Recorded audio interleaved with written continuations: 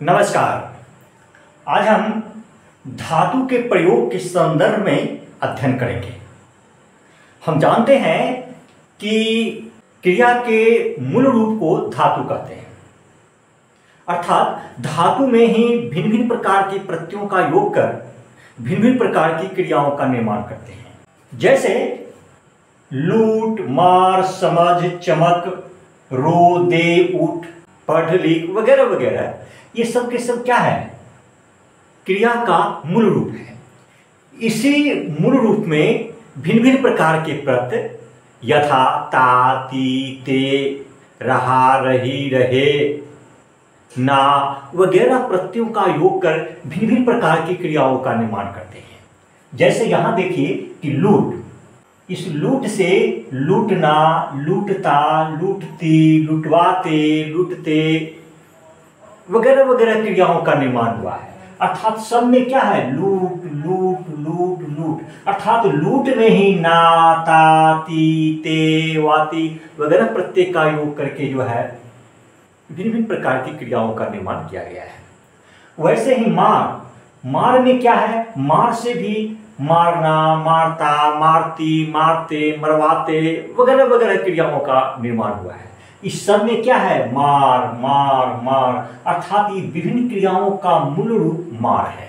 वैसे ही रो से बना है रोना, रोता, रोती, रोते, रुलवाते वगैरह वगैरह।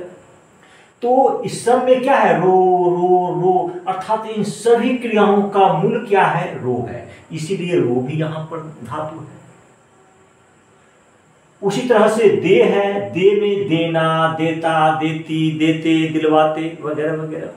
तो इस सब में दे है, अर्थात दे भी एक धातु है। इन धातुओं से विभिन्न प्रकार की क्रियाओं का निर्माण हुआ है। यहां पर ध्यान देने वाली बात यह है, लूट से बना है लूटना। यह लूटना क्या है? एक क्रियार्थक संज्ञा है।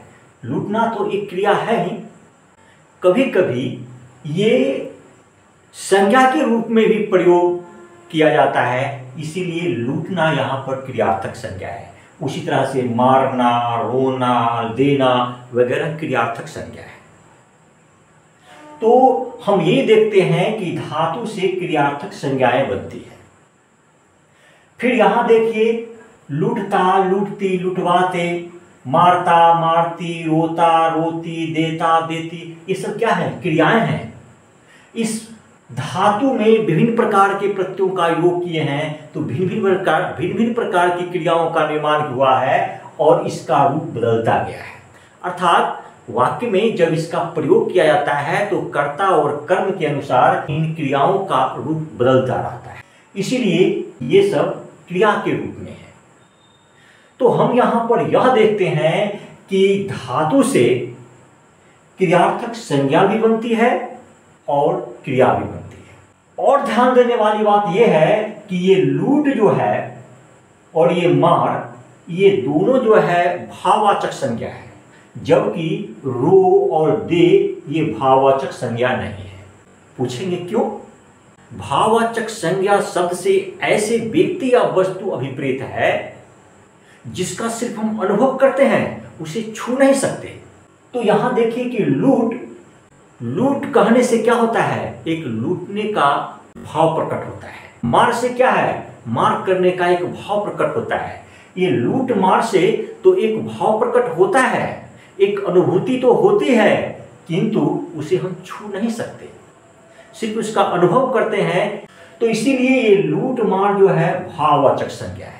किंतु अगर इसी रो की बात करें तो रो जो है यह एक क्रिया के रूप में है। दे भी जो है एक क्रिया के रूप में है, जैसे कि रो दिया, दे दिया वगैरह वगैरह। तो हम यहां पर यह देख रहे हैं कि सभी धातु से क्रियार्थक संज्ञा और क्रिया तो बनती है, किंतु सभी धातुएं भाववाचक संज्ञा नहीं होती है।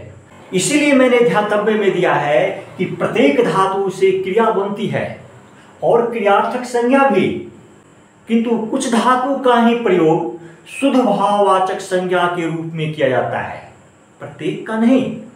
इन धातुओं पे विचार करने के बाद हम इन निष्कर्ष पे पहुंचे हैं कि धातु से दो प्रकार के शब्द बनते हैं। एक में है धातु से क्रिया बनती है और दो में है धातु से संज्ञा बनती है। तो अब हम धातु से क्रिया बनती है इस पर विचार करते हैं। जब धातु से क्रिया बनती है तो उस क्रिया का रूप वाक्य के कर्ता और कर्म के अनुसार बदलते रहता है। जैसे मैं पढ़ता हूं, यहां ये पढ़ता पढ़ धातु से बना है, जो इस कर्ता मैं के लिंग वचन और पुरुष के अनुसार आई है। क्योंकि मैं कर्ता यहां एक वचन पुल्लिंग उत्तम पुरुष में है, इसीलिए यहां पढ़ता क्रिया भी एक वचन पुल्लिंग रूप में आई है। उसी तरह से वह पढ़ती है यह पढ़ धातु से क्रिया बनी है। वह जो है एक वचन स्त्रीलिंग अन्य पुरुष में है, इसीलिए क्रिया भी एक वचन स्त्रीलिंग रूप में आई है।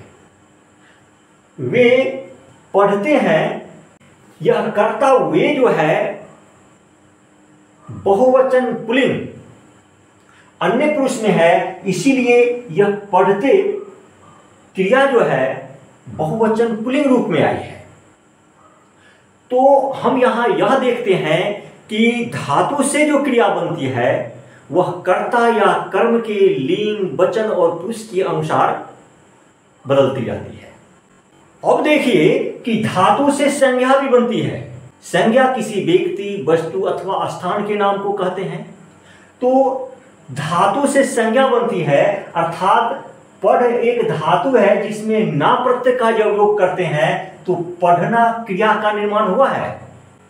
यह पढ़ना जो है सो जो वाक्य में प्रयोग किया जाता है तो यह कभी कर्ता या कर्म का भी काम करता है, और कर्ता और कर्म एक संज्ञा के रूप में होता है।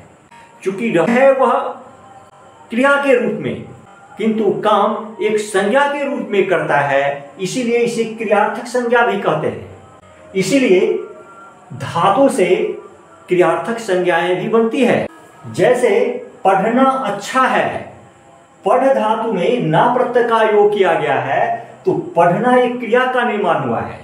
यह पढ़ना एक कर्ता के रूप में प्रयोग किया गया है। कोई भी क्रियार्थक संज्ञा एक वचन पुल्लिंग रूप में होता है, इसीलिए अच्छा है यह एक वचन पुल्लिंग रूप में क्रिया आई है। वह पढ़ना नहीं जानता, वह यहां पर कर्ता है और पढ़ना यहां पर कर्म के रूप में है। पढ़ में जब ना प्रत्यय का योग किया गया है तो पढ़ना क्रिया का निर्माण हुआ है।